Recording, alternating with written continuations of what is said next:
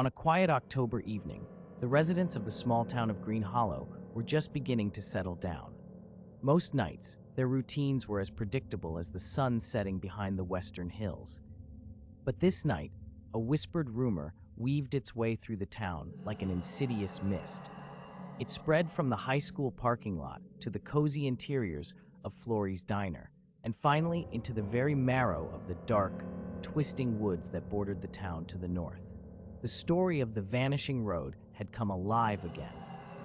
The legend of the Vanishing Road was not new to the people of Green Hollow. Parents used it to scare their children into staying away from the woods at night. Teenagers dared each other to venture into the forest, walk the road, and then return with proof of something unexplained. But until that cool October night, the Vanishing Road had been just that, a legend, a spine-tingling narrative everyone indulged in but never saw evidence of.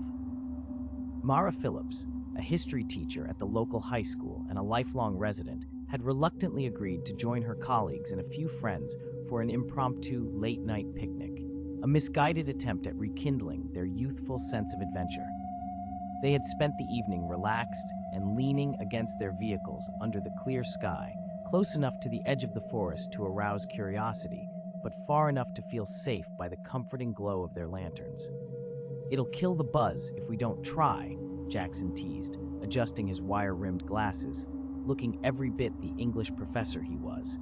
Mara sighed, her curiosity tangling with the familiar chill that these woods always seemed to provoke. "Not sure about exploring tonight," she replied, eyes scanning the tree line, where the darkness seemed to ripple with a life of its own. "Just to the edge," Julie, an enthusiastic science teacher, chimed in, her cheeks flush with excitement. "It's about proving that the Vanishing Road isn't real." The group slowly succumbed to the unspoken need to confront the unknown. It wasn't long before they were weaving through trees, laughter echoing softly, a forced sound that tried to overrule the quieter, more primal part of their brains, urging caution. They reached the old gravel path, a barely visible trail, resisted by decades of growth.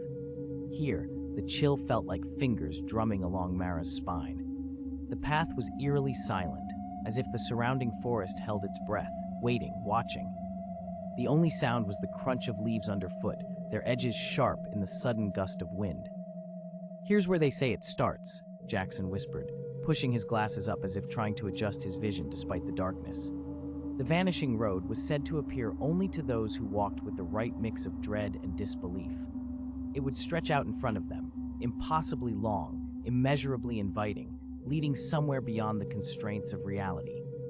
They walked, at first huddled close, soon drifting apart, drawn in by some unspoken force. Mara, though reluctant, felt an unshakable allure, as if the road had reached out and caught her thoughts, pulling her along its length. Minutes passed, or hours, it was unclear in the oppressive heaviness of the air around them. The temperature seemed to drop, a wet cold that burrowed under their skin. Fog rolled in, not from the ground but seemingly from everywhere at once, a sneaky wraith that swallowed sound. "Mara?" Julie's voice broke the grasp of Mara's reverie. "Did you hear that?" "Hear what?" Mara stopped, straining her ears against the pressing silence. There it was again, just beyond perception, a slow, rhythmic chant that dribbled down the spine, a melody that felt like it was being whispered not from outside, but from within. It was ancient, primal, like the woods calling in a language only the subconscious could comprehend. Julie grabbed Mara's arm, her face drained of its earlier vibrancy. "This isn't funny anymore," they turned, retracing their steps, or so they thought. But each path seemed to loop back, converging into the very place they tried to leave behind. Trees with claw-like branches reached out to touch them, fingers brushing skin, or perhaps that was just the wind. Panic was a small spark, growing with every passing minute, every failed attempt at an escape. It clawed from deep within as the realization settled. They were lost on a path that shouldn't exist. "Mara, wait!" Jackson's voice carried from somewhere left of them, or was it right? The fog played tricks, turning whispers into echoes that led them astray. In desperation, Mara pulled her phone from her pocket, its screen a beacon, though the service bar stared back frustratingly empty. Useless rectangles, a reminder of how isolated they truly were. She reached for Julie's hand, cold and shaking, and yelled into the void. "Jackson?" "Where are you?" No response, only that relentless whisper threading through the trees. The fog eased, revealing not salvation, but something far more disturbing. Their footprints, distinct in the damp earth, circled back, revealing their unwitting dance around the same tract of forest. Mara's breath caught, a strangled noise escaping her lips. They hadn't moved at all, or if they had, the forest had moved with them. "Is that a house?" Julie pointed, her voice impossibly small against the encroaching night. And there, emerging from the pale shadows of the mist, was indeed a structure. It looked abandoned, decrepit, as though constructed from the bones of an old, anguished giant, windows like empty, soulless eyes. Though every instinct screamed against it, the notion of shelter, or perhaps answers, drew them forward. As they approached, the sense of wrongness intensified. When they knocked, the door creaked open without resistance, swinging back with an inviting, malevolent grace. Inside, dust clung to every surface, the rooms void of life save for the sparse furniture cloaked in white sheets. Mara's heart pounded, each throb a drumbeat of caution. This place felt like a pause in time, an echo of moments that should never have been. Julie moved forward, slowly peeling back one of the dust-laden sheets. Beneath lay a wooden table, its surface carved with symbols Mara recognized from the Vanishing Road's lore, runes of binding, of forbidden thresholds. Her skin prickled with an icy dread. "Do you think someone used this place for rituals?" Julie posited, her once bright curiosity dimmed by unease. Before Mara could respond, she noticed something, a mirror standing alone in the corner, tall and unyielding, its glass clouded as if reluctant to reveal its secrets. Mara approached, compelled by an insistent pull, that watchful chant rising louder in her mind.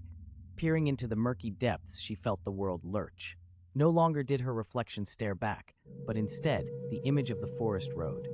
It wound through unmarked territory, fading into a horizon she could not grasp. Julie grabbed Mara's arm, shaking her. "Mara, we need to leave."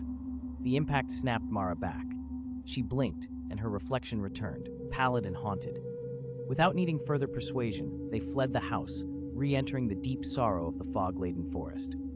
They held on to each other, fear their only guide, calling out for Jackson and the others who had disappeared from their orbit.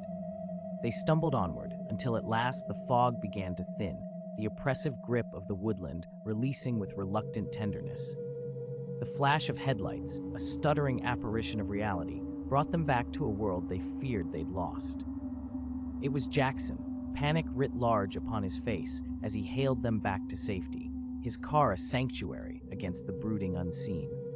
In the days that followed, the legend of the Vanishing Road became unto itself a retreating shadow, lingering just within the fringes of the mind, whispered yet unspoken. Mara and Julie spoke little of air experience, wary of the disbelief they might encounter.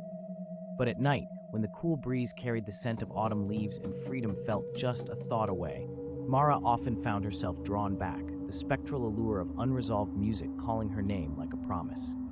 A reminder that sometimes the unseen paths etched into our world's memory demand acknowledgement, even when it casts understanding into doubt. The Vanishing Road. A legend? Perhaps.